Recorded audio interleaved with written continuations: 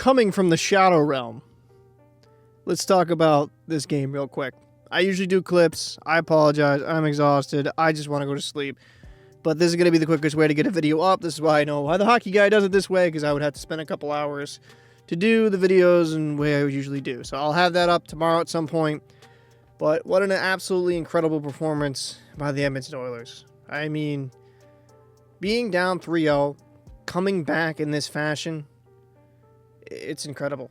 We haven't seen a team come back 3-0 and win it since, what, the 1942 Toronto Maple Leafs, I think it was. It's incredible how well the Oilers have turned around. Now, to start out the game, Warren Foegele on a beautiful feed from Leon Draisaitl. Hey, okay, 1-0. Things are looking good for the Oil boys. And, well, things remain to look pretty damn good for the Oil boys. The Panthers had a chance where they had a good cycle early on.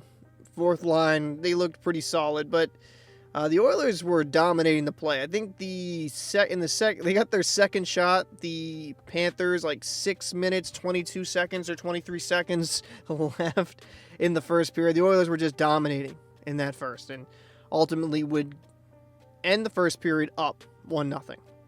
Then early on in the second period, the Oilers score very, very early. They go up 2-0. Henrique gets on the board. It was a nice feed from Janmark. It's like, damn, okay.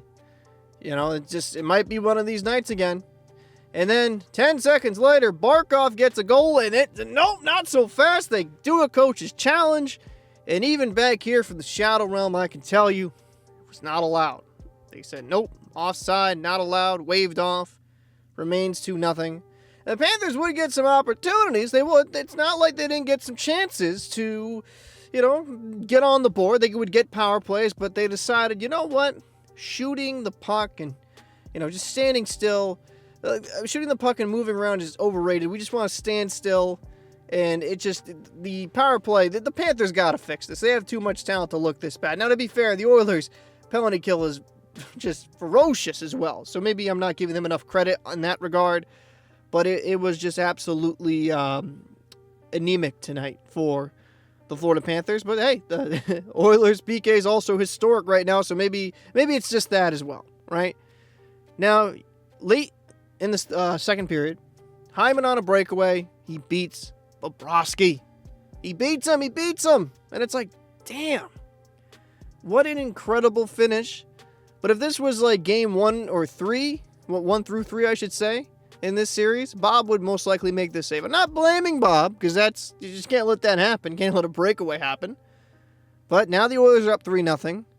And it's like, it's pretty much over at this point. It feels like that.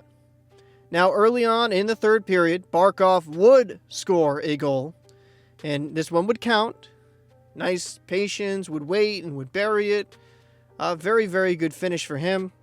And it was, it was absolutely a nice bury. But from after that, like, Montour would get one off the bar. Oilers would get some chances, Panthers would get some chances. But the Oilers just played such a good 200-foot game, blocking shot, keeping most of the dangerous stuff to the outside. I mean, I think the defensemen had almost as many shots as the forwards did for the Panthers tonight. They just kept a lot of the stuff outside from distance. Skinner made some good stops. I mean, late in the third, he kind of stopped one behind him on the goal line with his stick. The Oilers would get 2 empty net goals from McLeod. And I think, the other one was from Henrique. They would win 5-1. But the Oilers are on the verge of doing something just absolutely absurd.